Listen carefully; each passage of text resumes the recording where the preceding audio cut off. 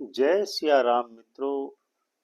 एक हफ्ते बाद ही हम वर्ष 2025 में प्रवेश करने वाले हैं। आप सभी मित्रों को नववर्ष की हार्दिक शुभकामनाएं और बधाई। नया साल आप सभी के लिए मंगलमय हो। आज के इस अंक में हम आपके लिए लेकर आए हैं वृश्चिक राशि का वार्षिक राशिफल वर्ष 2025 के लिए। क्या आप जानते हैं कि 2025 की शुरुआत दैवीय आपदाओं के साथ होने वाली है। दैवीय आपदाएं किस तरीके से देश और दुनिया में तबाही मचाने वाली हैं, इसका अंदाजा भविष्य मल्लिका के शिलालेखों से भी प्राप्त होता है, जिसके बारे में आप भली भांति जानते हैं।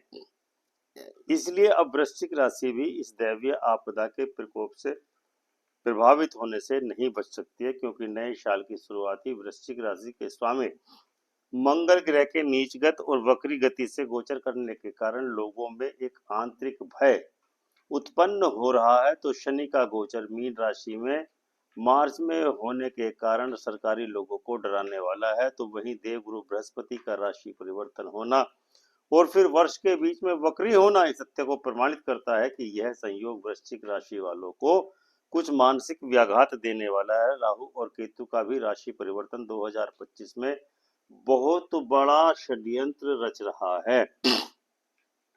वृश्चिक राशि भी इन सभी वक्री और नीच ग्रहों के प्रभाव और प्रमाद से अछूती नहीं रहने वाली है।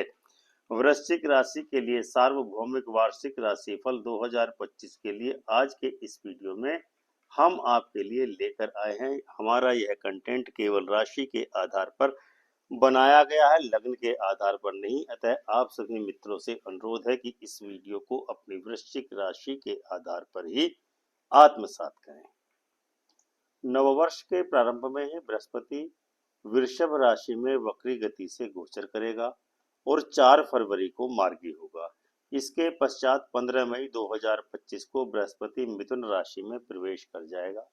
यानी 15 मई तक बृहस्पति वृश्चिक राशि के सप्तम भाव में गोचर करने वाला है। 7वां घर शुक्र की प्रभुसत्ता के प्रभाव में रहता है। अतः 15 मई तक आप घर और परिवार की जिम्मेदारी से बचने का यदि प्रयास करेंगे और साधु संतों के चक्कर में लगाए पड़े रहेंगे तो आपको विभिन्न प्रकार के संकटों का निश्चित ही सामना करना पड़ेगा। पुत्र सुख में बाधाएं झेलनी पड़ सकती हैं। 15 मई के पश्चात बृहस्पति मिथुन राशि में प्रवेश कर जाएगा। मिथुन राशि वृश्चिक राशि के 8वें भाव में स्थित है। 8वां घर मंगल और शनि के प्रभाव में रहता है। मंगल बृहस्पति का मित्र होता है परंतु शनि का शत्रु होता है। यह मृत्यु स्थान यमराज का घर है और इस घर ग्रह के लिए मंदा प्रभाव रखने वाला घर माना जाता है। अतः मंगल की मित्रता का यानी भाई बंधुओं का सहयोग करके ही आप इस दरमियान उत्तम फल प्राप्त कर सकते हैं। बृहस्पति को सभी ग्रहों में श्रेष्ठ माना गया है। अतः यमराज पर भी बृहस्पति का प्रबल प्रभाव होने के कारण जातक अपनी मौत पर हावी रहेगा। यानी कि उसको शारीरिक कष्ट तो होगा लेकिन उसका जीवन सुरक्षित रहेगा। जातक या जातक का कोई वृद्ध दोनों में से एक तो मौत पर जरूर ही हावी रहेगा। इसलिए अब यदि जातक शमशान में पीपल का वृक्ष लगाकर उसकी देखभाल करेगा तो ज्यों ज्यों पीपल का वृक्ष फलेगा फलेगा त्यों तो जातक अपने जीवन में तरक्की करता चला जाएगा। 15 मई के बाद 13 जून को बृहस्पति पश्चिम दिशा में अस्त होगा और 8 जुलाई को पूर्व दिशा में उदय होगा।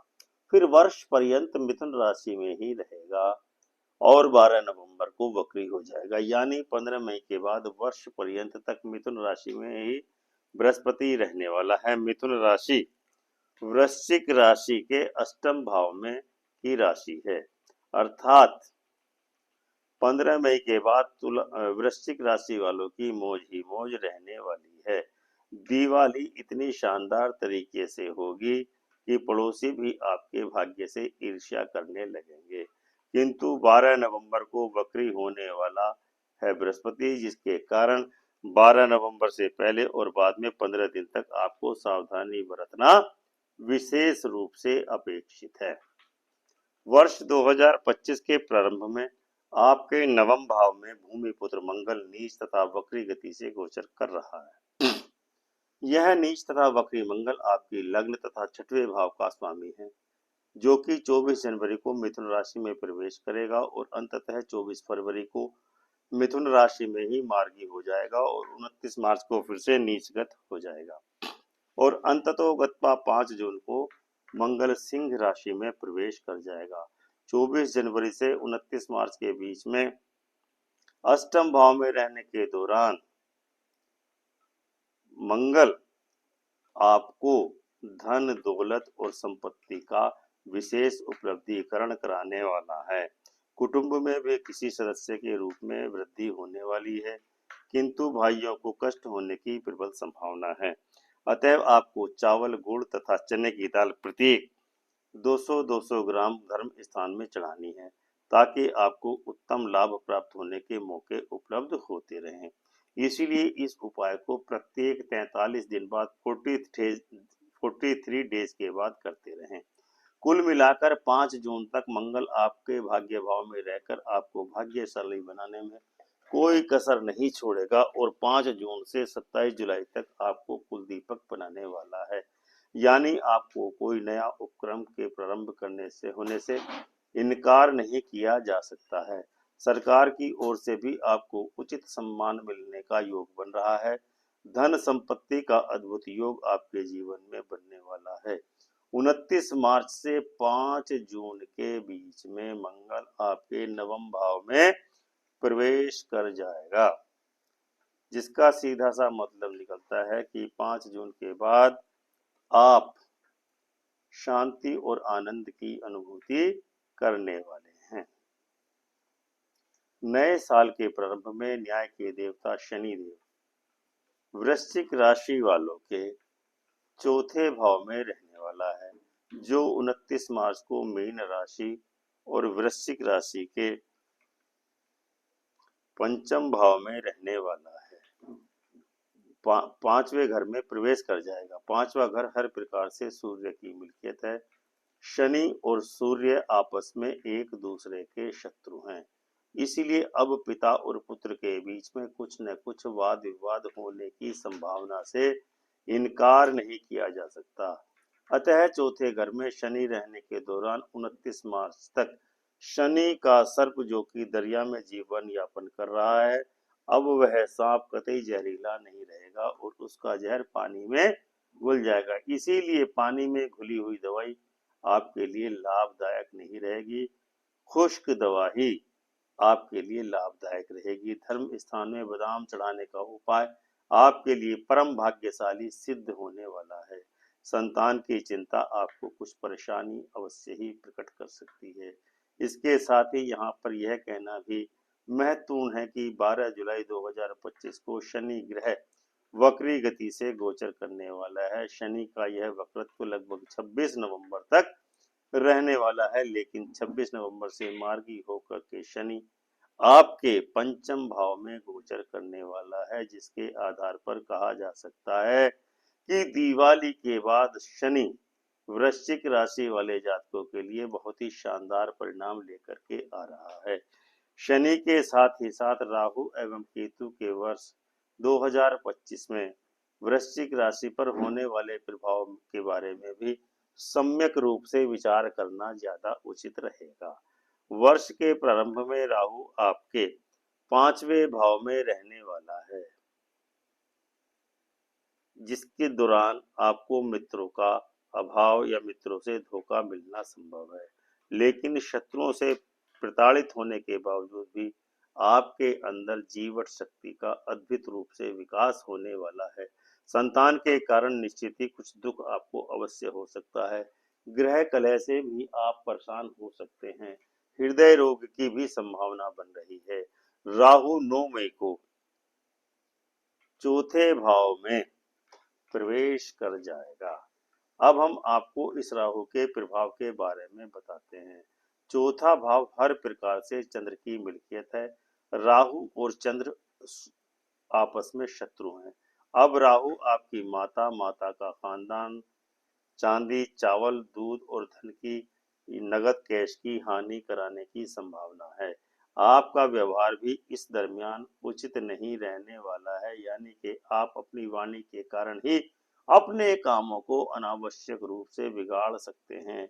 समय आने पर आप मिथ्या कथन से भी नहीं बच सकते हैं। कन्या संतान होने की आपके परिवार में अत्यधिक संभावना है। वर्ष के प्रारंभ में 9 मई तक केतु आपके एकादश भाव में रहने वाला है।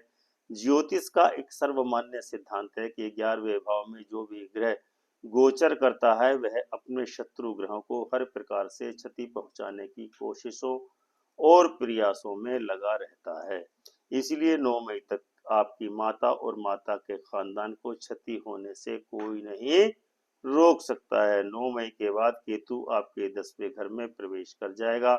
10वां घर शनि का माना जाता है, जो कि राहु और केतु का सरदार माना गया है। अब न्याय के देवता शनिदेव आपकी किस्मत का फैसला करेंगे। आपके कर्मों के अनुसार आपको फल प्रदान करेंगे। राहु जातक के खिलाफ सूचना देता है, तो केतु जातक की तरफ से वकालत करता है, यानी कि अब केतु आपके पक्ष में शनि को सूचनाएं देने वाला है। अब आपके लिए सबसे महत्वपूर्ण तथ्य यह है कि आप मंगल को इस समय कदापि मुंदा न करें, यानी कि नीम के पेड़ की सेवा करें, अपने भाइयों को हर प्रकार से सहयोग करते रहें, उनके खिलाफ आप कतई व्यवहार या गलत व्यवहार न करें। यदि आप मंगल को उत्तम करेंगे तो आपका हाथ लगने के बाद मिट्टी भी सोना बन जाएगी। यानी भाई के साथ रहेंगे तो मई के बाद से केतु आपको आनंद ही आनंद देने वाला है।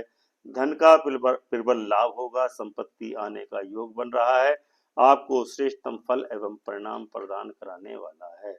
आमदनी में जबरदस्त उछाल आएगा, मगर धन दौलत के अंबार वृश्चिक राशि वालों के जीवन में अकस्मात ही लगने वाले हैं। इसीलिए वृश्चिक राशि वालों को चाहिए कि आप अंडे मांस मदिरा का सेवन करने से बचें, ताकि जीवन में आप कामयाबी की सीढ़ी चढ़ते रहें। तो दर्शकों, यह था वृश्चिक राशि का वार्षिक राशि फल वर्ष 2025 के लिए। उम्मीद है आपको यह वीडियो अवश्य ही पसंद आया होगा, और आप चैनल को सब्सक्राइब करके वीडियो को लाइक एवं शेयर अवश्य करेंगे, तथा कमेंट करके अपनी राय से हमको अवश्य ही अवगत करा करके अनुग्रहित करेंगे। तो प्रेम से बोलो जय सिया राम।